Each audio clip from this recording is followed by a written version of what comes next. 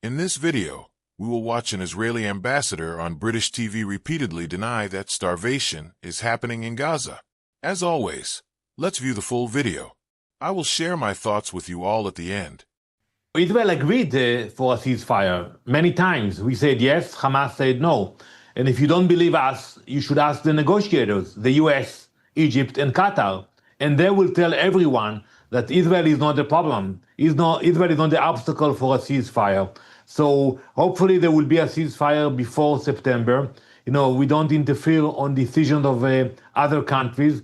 But with all due respect, all those declarations and empty speeches and conferences that we are seeing in the UN, they will not bring any progress to the region.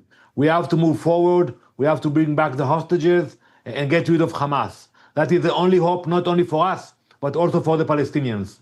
Whether this is symbolic or not, a symbolic gesture, Ambassador Danon, we are now talking about Israel's closest allies, countries like France, now Britain, countries that you want to court like Saudi Arabia, also at this conference.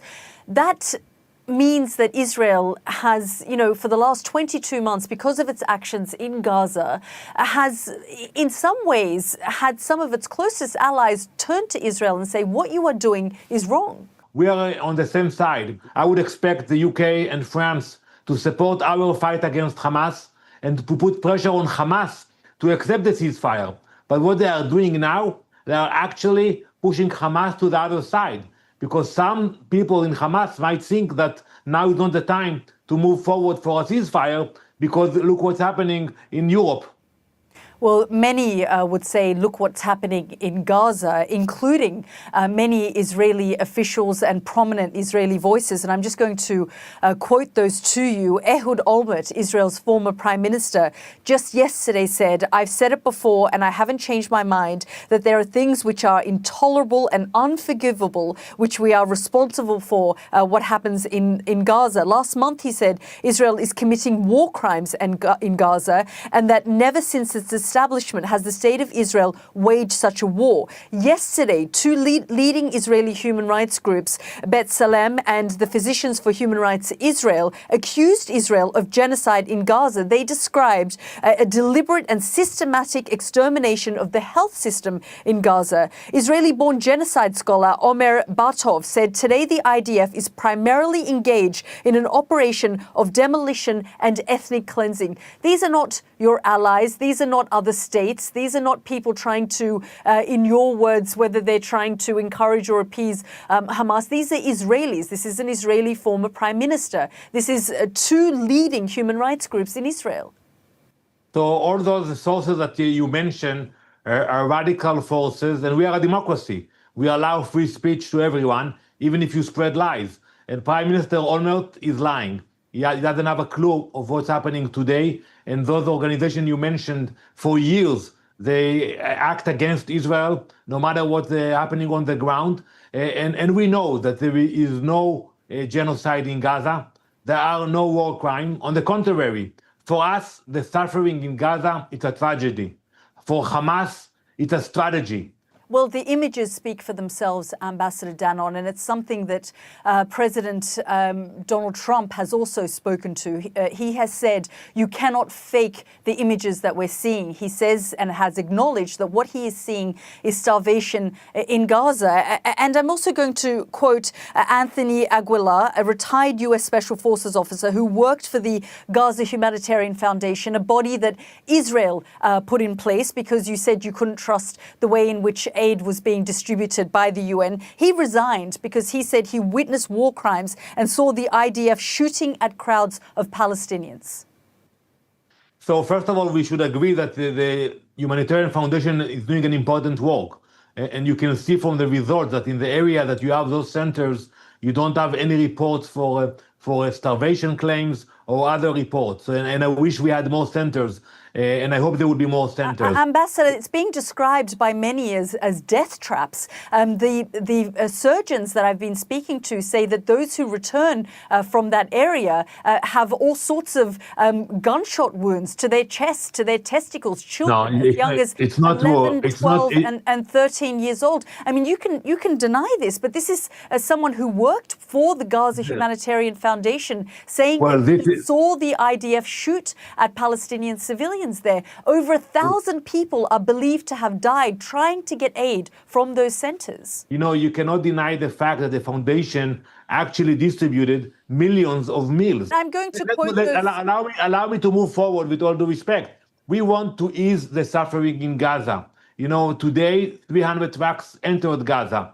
As we speak, you know that's really not enough. You know that there are 6,000 trucks waiting at the border, and there are many saying that the food in those trucks have expired because you've just left them on the border. And when we talk about meals, Israel claims that somewhere upward of 87,000 meals have been distributed over 3 months. 90 million meals have been distributed over the course of the last 3 months. I'm just going to quote some of those numbers to you. On Monday, the 28th, which is just yesterday, 1.2 million meals were distributed in one day. There are 2 million people living in the enclave. So we're talking about half a meal to each person. And there is uncertainty about who these meals are being distributed to and whether the most needy are getting these meals, because there is no measure in place. There are no large organizations trying to distribute these meals. You're just relying on the Gaza Humanitarian Foundation, which is being Hilda, with all due respect, please allow me to answer your claims. You keep reading and misleading the audience. The facts are that as we speak, you have more than 600 trucks that crossed the border, waiting in Gaza for distribution. And the UN is not distributing the aid. And instead of blaming Israel for everything, I would advise the UN to stop distributing lies and start to distribute the aid. So are you saying that President Trump is lying when he says that the pictures speak for themselves? You can't fake this. There is starvation in Gaza. Well, I think there is no starvation in Gaza. If there were incidents, we regret them, and the blame is on Hamas. But when you look at the number of aid that entered Gaza in the last few months, you understand that there is no problem of aid. I've just quoted those numbers. It isn't even half a meal for a single person, and there is no clarity about whether that is going to the right people. No, you know what you quoted. Excuse me, I have to correct you. You quoted the number from the GHF, from the foundation. Correct. But when you add to that the trucks that entered Gaza, and the truck that entered Gaza during the ceasefire. No, and you know, sir, that the number of trucks entering Gaza is not sufficient, and they haven't. There's been a blockade. The hunger and starvation we have seen has also been. We're seeing for the first time the Integrated Food Security Phase Classification. The IPC has said famine is underway in Gaza. That's based on a report that they have put out today, where they're saying famine is underway. So you can say that you don't believe that starvation is taking place in Gaza. The only starvation in Gaza... famine is now underway in Gaza. No, the only starvation in Gaza is the starvation campaign that Hamas is behind it and the UN is behind it. And I have to admit, it was a very successful campaign. You know, they tried a few months ago to run a campaign about the hospitals, which we proved that it was a lie. And today they're running the campaign about the starvation. You're not allowing journalists into the Gaza Strip. So we are having to rely on people, for example, from the World Food Programme. And Cindy McCain, the executive director of the World Food Programme, has said, we need to flood Gaza with large-scale food aid immediately and without obstruction and keep it flowing each and every day to prevent mass starvation. Ross Smith, the WFP emergency director, says this is unlike anything we have seen in this century. It reminds us of previous disasters in Ethiopia in the past century. We need urgent action now. Tom Fletcher, the UN humanitarian chief, says what has been delivered so far has just been a drop in the ocean of what is required. It's the beginning, but the next few days are really make or break. And Volker Turk, the United Nations High Commissioner for Human Rights, yesterday told me the situation in Gaza is dystopian. You can reject all of these people, Ambassador, ambassador and point the finger of blame at Hamas or the UN. But, President Trump is saying it. Cindy McCain. Yeah, so Hilda, you will allow me to answer. You're reading all these quotes, and I don't want to tell you what I think about Mr. Tom Fletcher. We have already proved that he is a liar, and he blamed us for killing 14,000 babies.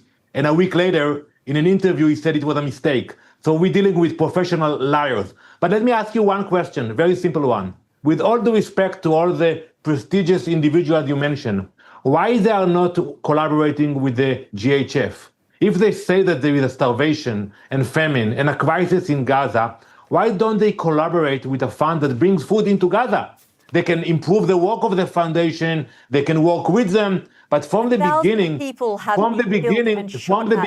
are fighting the foundation because they want to control the narrative. They want to control the narrative, and they want to have full control of the humanitarian efforts in Gaza. This is not an impartial body that was created. Those who have been part of it, were trying to run it, have stepped aside because they say that it doesn't meet the requirements of international law, humanitarian law. Over 1,000 people have been killed, shot at, trying to get... That's a lie, and there is no real answer. Why people who are supposed to care about humanitarian efforts in Gaza actually deny the work of a fund that comes in and delivers food for free for the people of Gaza. So, look, for me personally, what I can't understand is this. It's just like for me. Are these people who appear on these interviews representing Israel? Do they think the rest of the world is just foolish, or do they think we are dumb? I don't get it.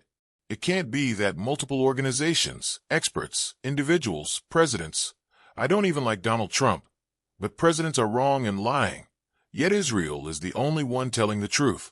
That can't be right. It doesn't make sense. And usually, when things don't make sense, they are probably false. They are probably false because what is happening now and the defense they are taking regarding Israel doesn't even add up. It simply doesn't add up. We see the images. Are you telling us the images we just saw on the screen are fake, fabricated, and untrue? Because if that's your claim, you are blatantly lying and thinking we are fools. Multiple independent humanitarian organizations, including the UN and the World Food Program, report growing evidence of famine and widespread starvation in Gaza, especially after Israel's tightened blockade in March 2025. Many organizations are saying this. Moreover, you expect us to believe you but refuse to allow journalists into Gaza. Explain that. Make it make sense. How is that logical in any way, shape, or form? It isn't. It isn't. It doesn't make sense what you're doing. And then you appear on these interviews, trying to speak to us as if we're stupid, pointing fingers at everyone else, but never examining your own actions. This is absolutely true. Starvation is happening in Gaza. As we saw, 80% of those starving are children. I understand Israel had the right to defend itself on October 7th. But when does that right end and it simply becomes, as we know, a genocide? At what point does Israel admit it is no longer self-defense, but outright genocide? That is the question I want answered because this is completely insane and sad to watch these talking pieces, like this person appear and lie repeatedly. She listed countless facts, quotes, numbers, and statements from reputable sources, and he rejected every one, calling them liars while claiming Israel alone tells the truth. Disturbing behavior. Share your thoughts on this clip in the comments below. While there, do me a huge favor. Hit subscribe and give the video a thumbs up just for the YouTube algorithm. I appreciate you all, and I'll see you in the next video.